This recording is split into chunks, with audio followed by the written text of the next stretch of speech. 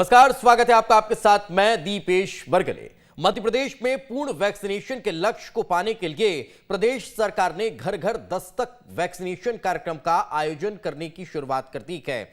इसको लेकर तैयारियां पूर्ण हो चुकी है। इसके लिए प्रदेश सरकार 8 नवंबर से महाअभियान का आगाज करने वाली है।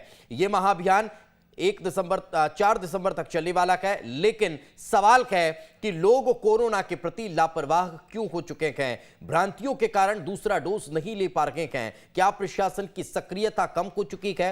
दिसंबर तक करीब 3 करोड़ लोगों को क्या वैक्सीन का दूसरा डोज लग पाएगा? दिसंबर तक कैसे दूसरे डोज का लक्ष्य पूरा होगा? यह भी अपने आप में बड़ा सवाल है। ऐसे बहुतेरे सवाल के जिनके जवाब तलाशने की कोशिश करेंगे। पहले ये रिपोर्ट देखिए।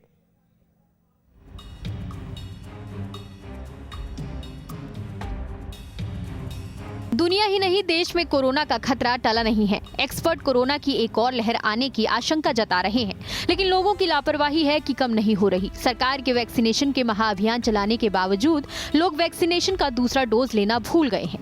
मध्य प्रदेश की बात करें तो मध्य प्रदेश में वैक्सीनेशन में 1 करोड़ से ज्यादा लोगों की दूसरे डोज की पेंडेंसी बढ़ गई है, यानी कि दूसरा डोज लगवाने की तारीख खत्म हो गई है, लेकिन लोगों ने दूसरा डोज नहीं लगवाया। अब सरकार ऐसे लोगों के लिए एक बार फिर महाअभियान चलाने जा रही है। 10 नवंबर से 4 दिसंबर तक वैक्सीनेशन का अभियान चलेगा।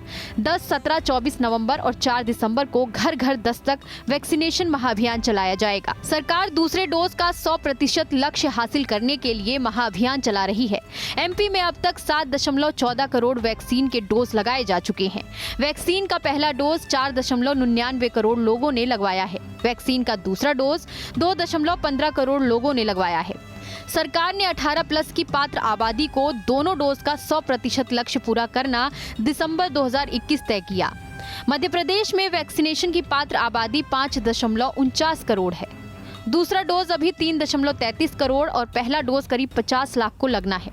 सरकार को 31 दिसंबर 2021 तक लक्ष्य पूरा करने के लिए रोज 6.97 लाख डोज लगाने होंगे। राज्य टीकाकरण विभाग की माने तो लोग खेती के काम और त्योहार की वजह से वैक्सीन लगवाने से कतरा रहे हैं।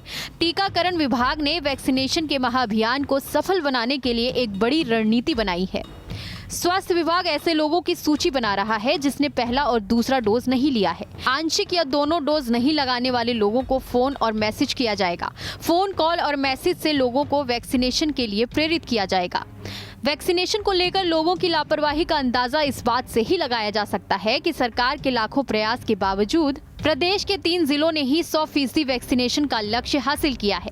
सरकार ने जनवरी में वैक्सीनेशन अभियान की शुरुआत की थी। 10 महीने में सिर्फ इंदौर, भोपाल और आगर मालवा में 100% पहले डोज लगे हैं। 28 जिलों में 91% से अधिक लोगों ने पहला डोज लिया। 18 जिलों में 90% से अधिक लोगों ने वैक्सीन का पहला डोज लिया। बाकी जिलों में 82 से 90% वैक्सीन का पहला डोज लगा है। एक सर्वे के अनुसार दूसरे डोज नहीं लगाने को लेकर जो बातें सामने आई हैं, उसमें लोगों ने अपने तर्क दिए हैं। लोगों ने पहला डोज लगाने के बाद दूसरा डोज लगाने नहीं आने को लेकर कहा कि पहला डोज लगाने के बाद दूसरा डोज याद नहीं रहा। पहला डोज लगने के बाद अब बीमारी नहीं आने पर उदासीन हो गए। पहला डोज लगाने पर बुखार आने के कारण दूसरा डोज लगाने नहीं गए। आंकड़ों पर गौर करें तो कुल मिलाकर पूर्ण वैक्सीनेशन को लेकर लोगों की लापरवाही ही सामने आ रही है। लोग कोरोना के केस कम होते ही लापरवाह हो गए हैं। ऐसे में सरकार के प्रयास के साथ ही लोगों को भी वैक्सीनेशन को लेकर जागरूक होने की जरूरत है। Team news state. तो वैक्सीनेशन के महाअभियान की तैयारी अब लगभग पूर्ण हो चुकी है और इसको लेकर लोगों में भी उत्साह देखने को मिल रहा है और स्वास्थ्य अमला भी पूरी तरह से मुस्तैद नजर आ रहा है। लेकिन उसके बाद भी कई ऐसे सवाल हैं जिनके जवाब तलाशने की कोशिश हम करेंगे। पंकज चतुर्वेदी जी बीजेपी नेता हैं, वो हमारे साथ जुड़ गए हैं। पंकज जी, आपका बहुत बहुत स्वागत है। अजय सिंह यादव जी हमारे साथ हैं, कांग्रेस नेता हैं। अजय जी, आपका भी बहुत बहुत स्वागत है। पंकज जी से शुरुआत करते हैं। पंकज जी, पहले भी प्रदेश में हमने कई वैक्सीनेशन महाअभियान चलते देखे, क्या उसमें उस स्तर की सफलता हासिल नहीं हो पाई जो अब एक बार फिर महाअभियान की शुरुआत होने जा रही है? देखिए दीपेश जी, मध्य प्रदेश में मुख्यमंत्री जी के और भारतीय जनता पार्टी सरकार संगठन दोनों की स्पष्ट सोच है कि यदि मध्य प्रदेश को कोरोना की संभावित तीसरी लहर की आशंका से सुरक्षित करना है, एक ढाल, एक शील्ड का निर्माण करना है, तो मध्य प्रदेश में जो भी 18 साल से अधिक के लोग हैं जिनकी संख्या 5 करोड़ 49 लाख है, लगभग 5.5 लाख के आसपास, 5.5 करोड़ के आसपास, माफ कीजिएगा, उन सबको वैक्सीनेटेड होना चाहिए। और जो मेरी जानकारी की मध्य प्रदेश में इंदौर और भोपाल जैसे जो जिले हैं वो 100% वैक्सीनेटेड हैं। एक जिला संभवतः आगर मालवा और जो 100% वैक्सीनेटेड है, और बाकी जो करीब 40 जिले हैं वो 90 और 91% के आसपास वैक्सीनेटेड हैं। तो और यदि प्रथम डोज की बात करें तो 5.5 करोड़ में से लगभग 5 करोड़ लोग ऐसे हैं जिनका फर्स्ट डोज कंप्लीट हो चुका है, और सेकंड डोज के मामले में जिस तीव्रता की अपेक्षा और उम्मीद थी वैसे परिणाम सामने नहीं आए हैं, और लगभग 3 करोड़ से अधिक लोग ऐसे हैं जो सेकंड डोज की जिनकी वैक्सीन ड्यू है और उनको वैक्सीन नहीं लगा। और मैं साधुवाद दूंगा उस विभाग की टीम को, उस सारी मैकेनिज्म और मशीनरी को जो टीकाकरण के अभियान में लगी। त्योहार और पर्व उत्सव के बाद भी वो लोग अपने दायित्व का निर्वहन कर रहे हैं, और अब इसीलिए मुख्यमंत्री जी के निर्देश पर सरकार ने तय किया है कि ये वैक्सीनेशन का महाअभियान शुरू होगा, जो दिसंबर में समाप्त होगी। 31 दिसंबर हमने अंतिम समय सीमा तय करी है। तब तक मध्य प्रदेश में जो भी 5.5 करोड़ लोग पात्र हैं वैक्सीन के, उनको दोनों डोज लगेगी। उसके लिए श्रेष्ठ क्या है, बार फोन कॉल जा रहे हैं, स्मरण कराया जा रहा है, पर यदि आप वैक्सीनेशन लगाने नहीं आ रहे हैं तो अब घर घर जाया जाएगा। तो कोशिश आप लोगों ने पहले भी की, संगठन स्तर पर भी कार्यकर्ता घर घर गए लोगों के, और लोगों को अब खोजने की कोशिश की जिनके एक भी डोज अगर बचा हुआ था, लेकिन फिर भी उसमें कहां दिक्कत रही, कहां कमी रह गई, अब किस तरह की चुनौतियां आप सामने देखते हैं? नहीं दीपेश जी, कोई चुनौती जैसा विषय नहीं। हमारे देश में स्वास्थ्य को लेकर अभी उतनी जागरूकता सजगता की मानसिकता है नहीं, और कोरोना के पहले डोज के बाद और उसके बाद जिस प्रकार की स्थिति बनी कि सरकार के प्रयासों से देश भर में 100 करोड़ से अधिक का वैक्सीनेशन हुआ, और अब महामारी मध्य प्रदेश की यदि बात करें तो 2% से भी कम है अब संक्रमण की दर, और रिकवरी रेट 98% है, और गिने चुने मरीज कोरोना के। तो इसको चलते एक ये भाव उत्पन्न होता है कि अब शायद संक्रमण नहीं है तो क्या आवश्यकता, क्योंकि कई बार जब आपने वैक्सीनेशन कराया तो जब वैक्सीनेशन होता है तो एंटीबॉडी जो बनती है शरीर में वो आपको एक दूसरे के लिए कष्ट दे सकती हैं। वो आपके हाथ में जहां वैक्सीन लगा है वहां दर्द हो सकता है, आपको बुखार आ सकता है, हाथ पैर बदन दर्द हो सकता है। तो इसके चलते लोगों के मन में आशंकाएं थी, लेकिन सरकार ने सजगता से प्रयास किए। भारतीय जनता पार्टी ने एक एक बूथ के स्तर पर लगभग 67,000 बूथ मध्य प्रदेश में है, तो हेल्थ वॉलंटियर तैयार किए, स्वास्थ्य स्वयं सेवक तैयार किए, जिन्होंने लोगों को जागरूक करने का अभियान किया। इसीलिए सरकार और भाजपा संगठन के सामूहिक प्रयासों से आज मध्य प्रदेश में हमने वैक्सीनेशन का वो आंकड़ा प्राप्त किया है। टॉप 3 स्टेट्स में देश में 100 करोड़ के वैक्सीनेशन में योगदान मध्य प्रदेश का, तो ये हमारे लिए गर्व का विषय है। पर जो थोड़ा सा जिसको हाथी निकल गया है, तो पूछ बची जो थोड़ा सा काम शेष है, उसको भी हम 31 दिसंबर अभी भी दूसरा डोज 3 करोड़ से ज्यादा लोगों को बचा हुआ है, तो वो एक बड़ी चुनौती है। दिसंबर तक आप लक्ष्य पूरा करने के लिए टारगेट रख रहे हैं, लेकिन वो पूरा कैसे होगा ये बड़ा सवाल। मैं लौट रहा हूं पंकज जी, अजय जी से भी एक प्रतिक्रिया ले लेते हैं। सर, विपक्ष पूरी तरह से सरकार के साथ है इस महाअभियान में? देखिए दीपेश जी, मध्य प्रदेश में विपक्ष और नागरिक तो सरकार के साथ हैं, लेकिन भारतीय जनता पार्टी सरकार कोरोना से बचाव के लिए केवल राजनीति की वैक्सीन लगाने में लगी हुई है। ये बिल्कुल भी गंभीर नहीं है। केवल इवेंट आयोजन, टारगेट अचीव करना, इसके अलावा सरकार को कोई लेना देना नहीं है। आप बताइए, ये दुखद है कि मध्य प्रदेश में आधी से अधिक आबादी ऐसी रह गई है जिन्हें दूसरा डोज नहीं लगा है। तो वैक्सीनेशन कार्यक्रम पूरी तरह सफल हुआ है मध्य प्रदेश में। भारतीय जनता पार्टी के नेताओं को स्वीकार करना चाहिए। आप कह रहे हैं जनता में हेजिटेशन है, तो हेजिटेशन क्यों है? अवेयरनेस आपने नहीं फैलाई, जनता के बीच में भ्रांतियां कैसे फैली? तो इसके लिए सरकार जिम्मेदार है ना, कि जनता के बीच में अवेयरनेस कार्यक्रम नहीं चलाए, जनता के बीच में भ्रांतियां फैल गई। जबकि मध्य प्रदेश वो राज्य है जहां कोरोना की दूसरी लहर तक लगभग 2.5 लाख लोगों की मौत कोरोना से हुई। उसके बाद जब देश दुनिया की सरकारें अपने नागरिकों की रक्षा करने के लिए प्रयास करती हैं, भारतीय जनता पार्टी की मध्य प्रदेश की सरकार लीपापोती इवेंट करने में किसी दिन हम 5 लाख लगाएंगे, किसी दिन 50 लाख लगाएंगे, लेकिन उसके बाद भी आप देखिए मध्य प्रदेश कहां खड़ा है। 50% से ज्यादा आबादी जिनको दूसरा डोज नहीं लगा है, और जबकि वैज्ञानिकों का मानना है कि 2 डोज के बिना पूरी तरह कोरोना का खतरा टलता नहीं है। तो मध्य प्रदेश में तीसरी लहर की आशंका के बीच में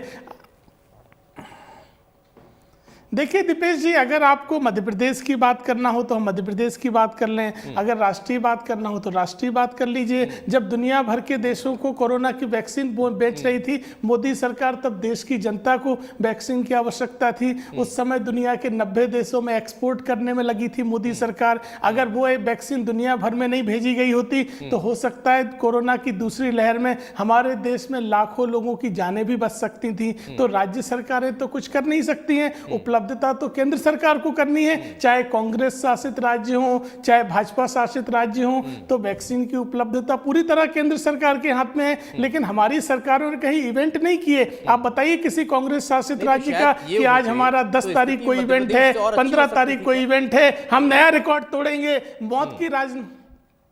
देखिए दीपेश जी, मध्य प्रदेश की भाजपा सरकार मौत का इवेंट करती है, जबकि मौत पे इवेंट करना कौन सी परंपरा है। जिस बीमारी से 2.5 लाख लोगों की मौत हो गई, आधे लोगों की वैक्सीन नहीं हुए, लेकिन भाजपा के नेता अभी हम नया टारगेट अचीव करने जा रहे हैं। पिछले टारगेट हमने बहुत बड़े किए। उन्होंने भी लोगों से वैक्सीनेशन के महाअभियान में शिरकत करने की अपील की थी। देखिए दीपेश जी, हम तो आज भी अपील कर रहे हैं जनता से कि जिसको जहां सवाल का वैक्सीन ही मिले लगवाएं। भारतीय जनता पार्टी सरकार के भरोसे ना रहें। लेकिन क्या अब इस महाअभियान में विपक्ष अपनी सहभागिता निभाएगा? क्या लोगों से आप लोग अपील करेंगे कि अगर ठीक है सरकार साथ नहीं दे रही, आप लोग घर से निकलिए और वैक्सीन लगवाइए?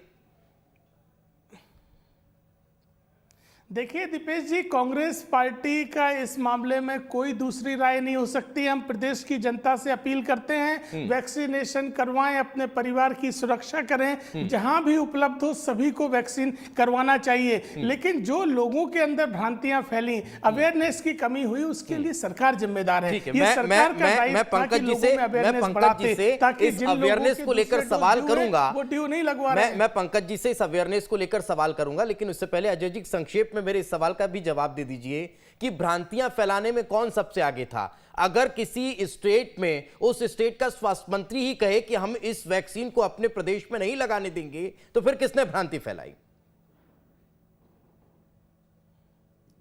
देखिए, कांग्रेस पार्टी के तमाम बड़े छोटे नेताओं ने स्वयं वैक्सीन लगवाई है। आप चाहें तो सोशल मीडिया पे इसको देख सकते हैं। कांग्रेस पार्टी के किसी नेता ने कोई भ्रांति नहीं फैलाई। ये केंद्र सरकार ने पहले उपलब्ध नहीं करवाई और बाद में केवल राजनीति करने में लग गए, इसलिए भ्रांतियां फैली। देखिए दीपेश जी, स्वीकार करना पड़ेगा, सरकार की जवाबदारी सरकार को निभाना पड़ेगी। विपक्ष केवल अपनी तरफ से जागरूकता के लिए अपील जारी कर सकती है। अवेयरनेस कार्यक्रम और जनता के बीच में भ्रांतियां दूर करना सरकार का दायित्व है। नहीं तो सरकार छोड़ दीजिए, हम ही चला लेंगे सरकार और भ्रांतियां भी दूर कर देंगे। पंकज जी, भ्रांतियां भी फैलाते हैं और 100 करोड़ वैक्सीनेशन भी कर देते हैं। देखिए दीपेश जी, 2-3 बिंदु है। पहला तो भ्रांति पर बात करें तो इस देश में भ्रांति फैलाने का काम कांग्रेस पार्टी के आला से लेकर अदना तक कार्यकर्ता और नेता ने किया है। राहुल गांधी जी क्या कहते थे, कांग्रेस के लोग क्या कहते थे, ये भाजपा की वैक्सीन है, वैक्सीन मत लगवाना। ये शुरुआत करी तो इनके मुंह में वैक्सीन महाअभियान की बात जरूर थी कि मजबूरी तो जनता कूटेगी इनको, लेकिन बगल में उन्होंने भ्रम फैलाने का काम किया पूरे वैक्सीन लेकर। सबसे ज्यादा यदि देश में वैक्सीन की ड्राइव में, मेरा उत्तर तो ले लीजिए, मेरा उत्तर तो ले लीजिए।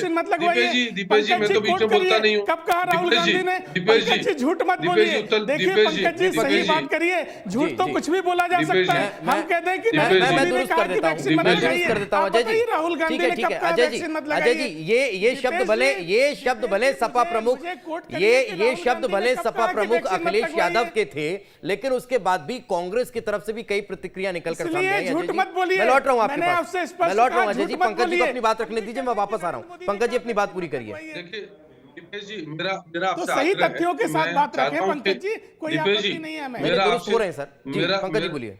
दीपेश जी, मेरा आपसे आग्रह है कि डिबेट स्वस्थ हो, नहीं तो फिर बीच में बोलना मुझे भी आता है। स्वस्थ होगी, बोलिए। जब बोलूंगा तो फिर किसी कांग्रेस के कार्यकर्ता दमने की मुझे रोक पाए। मेरा आग्रह की अच्छी डिबेट हो रही है।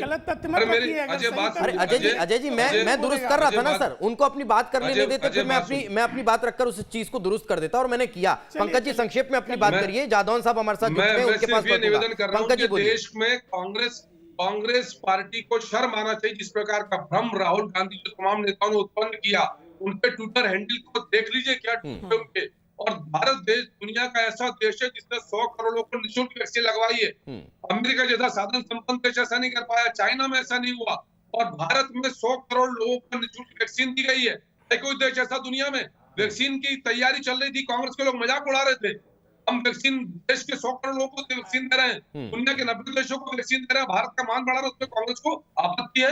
दीपेश जी, शर्म आना चाहिए। मैं कहता हूँ खूब राजनीति करे कांग्रेस पार्टी, उनको अधिकार भी राजनीति करने का। नहीं, लेकिन पंकज जी बिल्कुल ठीक है अजय जी पंकज जी, लेकिन फिर उस दौरान अगर भारतवर्ष में भी अगर वैक्सीनेशन की क्राइसिस, वैक्सीन की क्राइसिस की खबरें अगर निकलकर सामने आई थी, कई राज्यों को अगर उस दौर में, अब तो ठीक है पर्याप्त वैक्सीन उपलब्ध है, लेकिन उस समय अगर वैक्सीन की उपलब्धता की दरकार थी और वो उपलब्ध नहीं हो पा रही थी, तब फिर इस तरह के सवाल कहीं ना कहीं हर स्तर पर खड़े हुए थे कि पहले अपने घर वैक्सीन क्यों नहीं। देश में वैक्सीन का अभाव नहीं हुआ दीपेश जी। सर आप और हम लगातार चर्चा में हम लगातार चर्चा में इस बात का जिक्र करते रहे सर। मध्य प्रदेश में भले ही न हुआ हो, महाराष्ट्र में, छत्तीसगढ़ में कई स्तर पर इस तरह की चीजें और खबरें निकलकर सामने आ रही थी। मैं लौट रहा हूं सर, आप लोगों से जवाब लूंगा। डॉक्टर एस जादौन साहब हमारे साथ जुड़ चुके हैं, हेल्थ एक्सपर्ट हैं। जादौन साहब, सवाल यह है कि मध्य प्रदेश में एक बार फिर महा वैक्सीनेशन के अभियान की शुरुआत है, लेकिन लक्ष्य बहुत बड़ा है, टारगेट बहुत बड़ा है कि लोगों को अब उस स्थिति में घर से निकालकर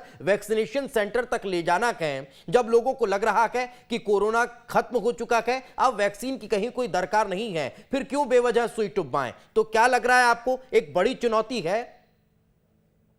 देखिए, बड़ी चुनौती भले ही है, लेकिन सरकार जब भी कोई प्रोग्राम चलाती है वो 100% पूरी कर ली जाती है।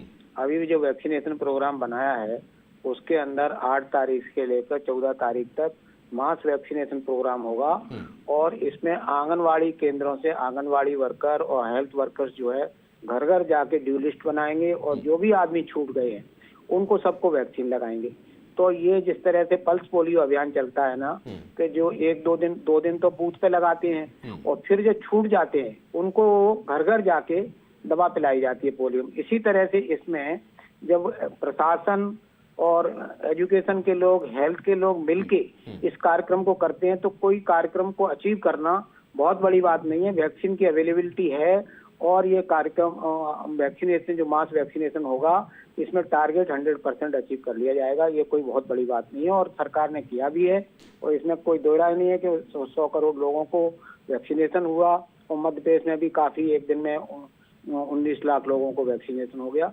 तो ये सब सरकार की नियति के ऊपर डिपेंड करता है और वर्कर्स जो है भिड़ जाते हैं उस काम को अच्छी तरह से कर लेते हैं। कोई अच्छी तरह से बड़ा टारगेट नहीं है। जी बड़ा टारगेट नहीं है। पंकज जी बड़ा टारगेट नहीं हो जाएगा। जी पंकज जी, फर्स्ट डोज को लेकर कई चीजें निकलकर सामने आई हैं कि कई लोग जो प्रदेश में हैं लेकिन वो कहीं बाहर चले गए हैं स्टडी की वजह से, जॉब की वजह से या अन्य किसी कारण की वजह से, वो लोग शायद लिस्ट में हैं लेकिन उसका नाम अभी तक कटा नहीं है। तो क्या इस सब को लेकर भी एक फिर से एक एक्सरसाइज जो होनी चाहिए थी वो कर ली गई है? डेटा पूरा एक फिर से बना लिया गया है कि कितने टारगेट है, कितने लोगों को लगानी है, कितने अब इससे बाहर हो चुके हैं?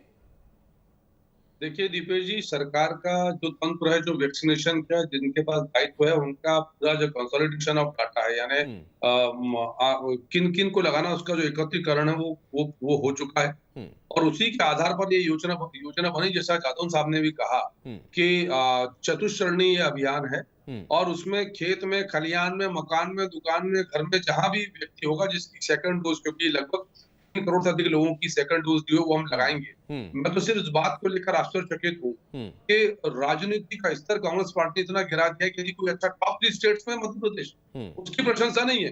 कांग्रेस शासित राज्यों का जो आपने सवाल किया उसका उत्तर कांग्रेस पार्टी की तरफ से नहीं आया कि वहां वैक्सीनेशन की क्या स्थिति। मैं इसीलिए कह रहा हूँ ये विषय दीपेश जी राजनीति का नहीं है, ये विषय देश प्रदेश के आम आदमी के स्वास्थ्य से जुड़ा है, कोरोना जैसी घातक महामारी से जुड़ा है और इस मामले में कांग्रेस को संकीर्ण राजनीतिक सोच छोड़कर आगे आना चाहिए और क्षमा याचना के साथ आना चाहिए कि हाँ, स्वीकार करना चाहिए कि कांग्रेस के नेताओं ने भ्रम फैलाया। साधुवाद देना चाहिए कि प्रधानमंत्री नरेंद्र मोदी के नेतृत्व में 100 करोड़ निःशुल्क टीकाकरण का अभियान दुनिया में इतिहास बना है दीपेश जी, दुनिया में इतिहास। और वैक्सीन के साथ साथ सरकार ने समाधान पर क्या काम किया कि वैक्सीन तो बन गया और उसकी सिरिंज और निडल कहां से आती, तो सरकार आश्वस्त थी कि जब तक वैक्सीन की खोज हो रही है, उसकी प्रक्रिया, वैज्ञानिक प्रक्रिया पद्धति पूर्ण होगी, तब तक समानांतर रूप से 100 करोड़ लोगों के लिए उसकी व्यवस्था की। पैरेलली निडल और सिरिंज बनाई। दूरदर्शिता देखिए आप सरकार की, भारत सरकार की, मोदी जी और तमाम सारे ने होगी। तो मैं साधुवाद देता हूं देश के उन वैज्ञानिकों को जिन्होंने भारत का मान सम्मान बढ़ाया। स्वदेशी वैक्सीन